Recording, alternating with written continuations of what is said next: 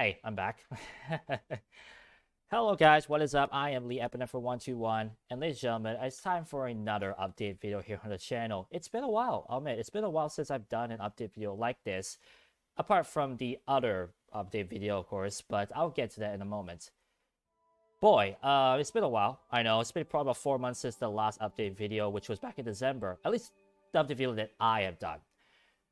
It's been a very crazy past few weeks, and overall, the last 4 months have been absolutely insane.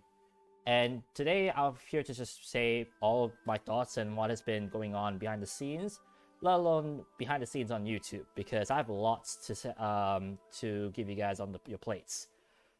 First things first, I'd like to address this thing. Yes, the April Fool's Day video that I did. As I mentioned before, I felt sick around March and April, and therefore it made it almost impossible for me to record without coughing now and then. And I knew that if I tried to even record the update video, it would just not have gone through properly. So hence I decided to let Jalseg take the reins for at least one video and help me promote the Pokemon Heart Gold minimal effort edition run that I did, or I am doing at least. I also admit that actually ties into the next thing I want to talk about, which was the 11 weeks I mentioned on Twitter. If you saw my Twitter post right there, you might notice... the other way, sorry. The other way. If you saw my Twitter post recently, I did mention that I didn't want to stream last Saturday because I've been just so frustrated, been so tired over this past few days back then. And I also mentioned it marks the end of 11 weeks of frustration. From me falling sick to a lot of like work related stress, it's not been easy for me to keep a positive mindset. And I knew that as someone who is generally very positive over the past few over my videos, I knew that if I tried even recording, it was just not going to work out. So that's why April has been very unproductive in terms of YouTube stuff, at least mostly in recording. Behind the scenes, I've been involved a lot in terms of like helping others. Like you get content like for Twitch. I'm involved for quite a few co-ops basically and all that stuff. I've also been very occupied, especially with somebody taking up a lot of my time.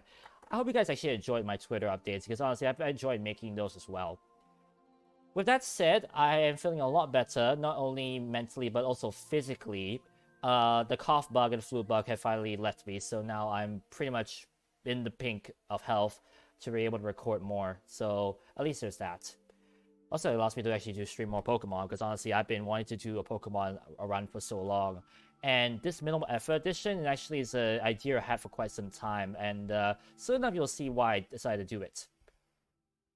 With that said, now let me just mention a few things. Firstly, there's not much to this update video. The changes going forward are very minimal, because I'm actually very ahead of uploads. I think I mentioned maybe to a few friends of mine. I'm not too sure if I did mention it either on Twitter or on YouTube, but I am very ahead in terms of uploads. In terms of multiplayer stuff is ready until the end of November. So that's why I'm not too worried about having stuff fall behind on this channel. Granted, I know the Pokemon playthroughs have not been uploaded consistently, but admittedly it's just something that's out of my control. So therefore, it just went by the wayside. Although this Pokemon minimal effort edition is definitely going to help uploads, and also going to help my editor Yosh with time as well, because I know that he himself has a lot of commitments and a lot of stress as well to cope with. So I'm glad that I decided to get that project off the ground, so that at least he doesn't have to suffer too much in terms of like work stress.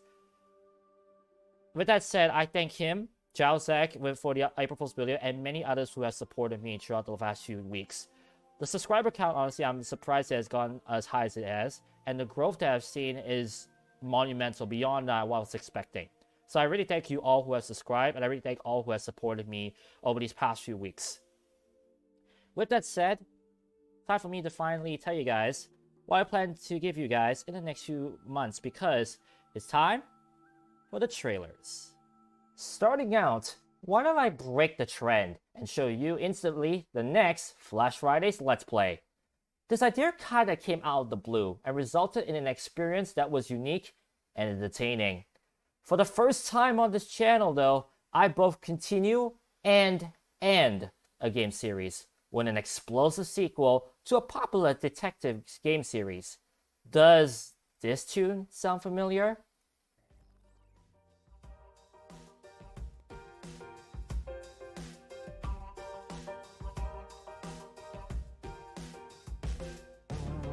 Let's Play Nancy Drew Dossier Resorting to Danger begins this Friday, the 5th of May. Last year, I tackled Lights, Camera, Curses, which was a semi-blind playthrough. This time, I am fully in the dark as you get to see my very first run through its sequel, which sadly did mark the end of this short-lived series. I do continue to stand by my stance that the Nancy Drew Dossier series revolutionized the hidden object genre of games, and for me, Resorting to Danger takes it to an even higher level, polishing some of the nicks I had from its prequel. But how do I view this game as a whole? Find out as I help Nancy discover the Mad Bomber in one of the most luxurious hotels in the virtual world, I guess. Nancy Drew Dossier Resorting to Danger. See you on the 5th of May. For this next review, it requires quite a bit of context. The Let's Play that was meant to launch in June fell through the cracks due to circumstances outside my control. Last year, I recorded my whole Sonic the Hedgehog 1 Let's Play on my phone and edited it on my old laptop. However, the new laptop has two key problems. One, unlike my previous laptop, OBS cannot pause the recording on the new laptop. And secondly, the Windows Video Editor is very bugged, crashing many times I tried to use it. Thus, I had to shift my sights to a different version of the next Sonic game I was planning to do, but that version is unavailable until the middle of June. I think you can guess what that game was supposed to be. So, I had to do another shift in my schedule for this year. And instead of going fast, the explosive nature of this video continues with another popular game franchise making its debut on this channel.